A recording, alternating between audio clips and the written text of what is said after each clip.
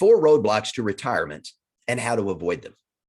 As you're preparing to retire, give thought to this. You're building the highway that you're going to traverse for the 20 to 30 years that's going to be your retirement reality. That's right. You're going to spend up to a third of your life in retirement, and the choices you're making today are going to dictate the outcomes you're going to experience once you exit the workaday world you're traveling now and you off-ramp onto a new road, and that is retirement highway. You're constructing that highway today based upon the financial decisions you're making. So you want to make sure that you don't get distracted and that you actually complete the road you're going to be traveling for the next 20 to 30 years. You want to avoid in these prime income earning years of your life that you avoid overspending and that you're saving enough money so that when you ultimately retire, you're going to have enough income producing assets to provide the paycheck you're going to need for that 20 or 30 years that's going to be retirement for you. You want to be investing, but not so aggressively. You've got so much money at risk in the market that in the event a downturn happens, you're negatively impacted. But by the same token, you don't want to be overly conservative and not giving your money an opportunity to grow and create the wealth you're going to need for up to the third of your life that's going to be retirement reality for you. You want to avoid thinking I've saved enough, because far too many Americans underestimate how long they're actually going to live in retirement, and thinking you've saved enough can be a decision that ultimately causes your highway to end prematurely. There's important steps you want to make sure you're not overlooking as you're building your retirement road. And we want to talk about 4 of those in the next few moments. Step number 1 is making sure you're making prudent decisions so you don't outlive your income. Now, why is this important? 28% of Americans, almost 1 in 3, underestimate how long they're going to live in retirement, and you don't want that to become your reality.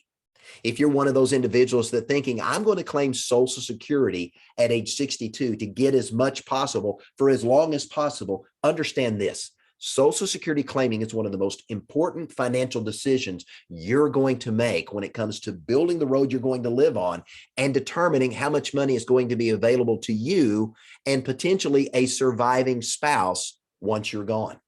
Did you know that if you claim Social Security benefits at age 70, rather than the earliest age you can claim, which is 62, your paycheck could be 77% more every single month by delaying to age 70?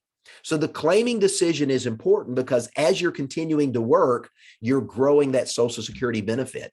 And once you get to full retirement age, if you defer claiming benefits, there's an additional 8% added annually to that number that gives you an opportunity to truly create additional income that can help you not just survive retirement, but to thrive in retirement.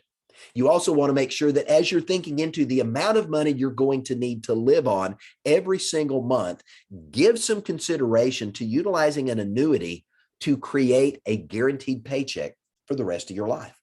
An annuity is one of 3 sources, and only 3 sources, of guaranteed income in retirement, Social Security being the second and a pension being the third. And prudent Americans have discovered that using annuities along with Social Security is a way to create a guaranteed paycheck so that you know every single month, no matter how long you live, there's going to be a paycheck in the bank to pay the bills that are going to follow you for the rest of your lives. The second planning area is making sure that you're aware of market volatility and how it can impact you.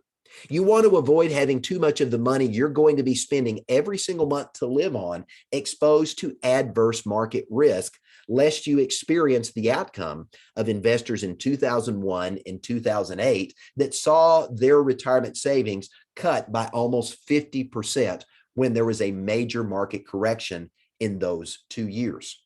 As you get older, you want to make sure that you're being prudent and not being overly aggressive in your investing, because Will Rogers comes to mind where he said, as I've gotten older, I want to make sure I get a return of my money and not just a return on my money. If you're being too aggressive with your money and there's a market correction, you don't have time to recover. and time becomes an enemy rather than a friend. So a prudent rule that many investors use, and something you may want to consider, is thinking into the rule of 100 as a rule of thumb for how much money you want to have exposed to direct market risk. The rule of 100 simply says you take the number 100, subtract your age, and that tells you how much money you should have exposed to market risk. It's a great conversation starter for a dialogue with your financial advisor, but let me give you an example. You're 65 years of age. 100 minus 65 is 35. So based upon the rule of 100, no more than 35% of your assets should be directly exposed to market risk. The other 65% should be in more conservative, prudent investments, many of those principal protected and safe.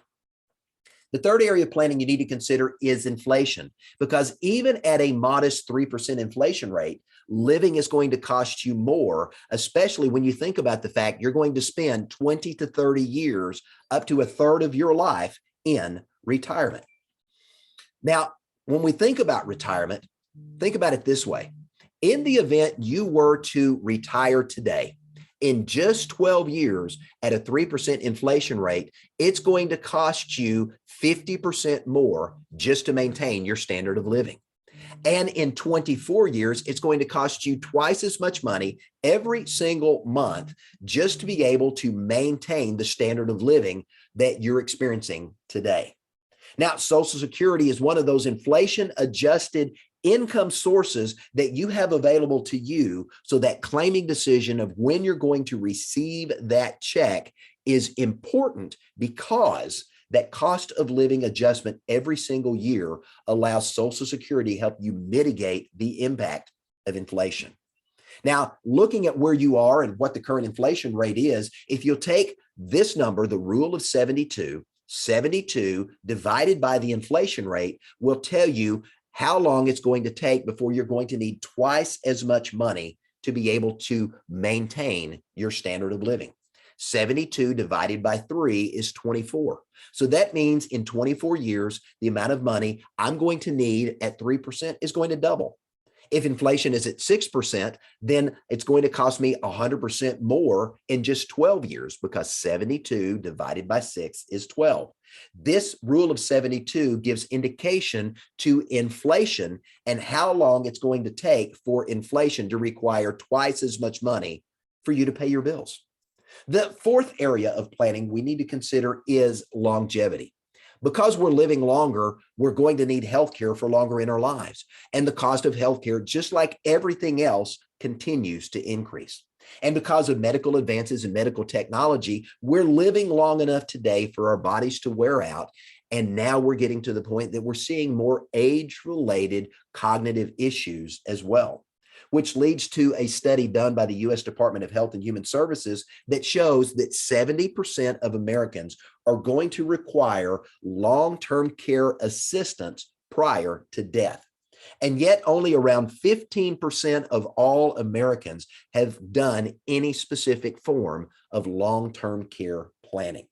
As we think into longevity and we think into healthcare, it's going to cost you a significant amount of money in addition to Medicare and your supplements or whatever those may be, to be able to pay for your care in retirement. But those costs can be dwarfed in the event you experience a long-term care event that can cost you hundreds of thousands of dollars a year if you're unprepared. So here's a thought. You get to choose the highway you're going to traverse once you retire. Today, the choices you're making are constructing the road you're going to be traveling once you exit the workaday world and you off-ramp onto retirement road that you're going to travel for the next 20 to 30 years of your life. You are under construction, and the road you're building is either going to be smooth or bumpy based upon the choices you're making today.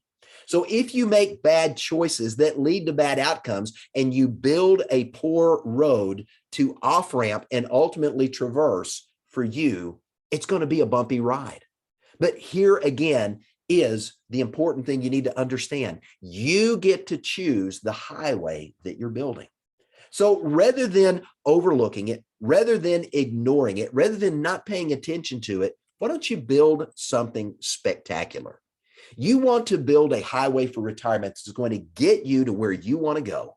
It's going to give you options in the event you need them. And you ultimately want to build a financial highway in retirement that can support you for the long haul. And I believe at the end of the day, we all want one thing. Once we choose to retire, we want a smooth road that when we get ready to retire, it's going to be a nice ride. Now, how does that happen for you? I'm going to leave you with this. When you make good money choices today, you're going to get to enjoy good money outcomes for the rest of your life. To borrow a phrase from Indiana Jones in The Last Crusade and the night in the cave, you must choose, but choose wisely.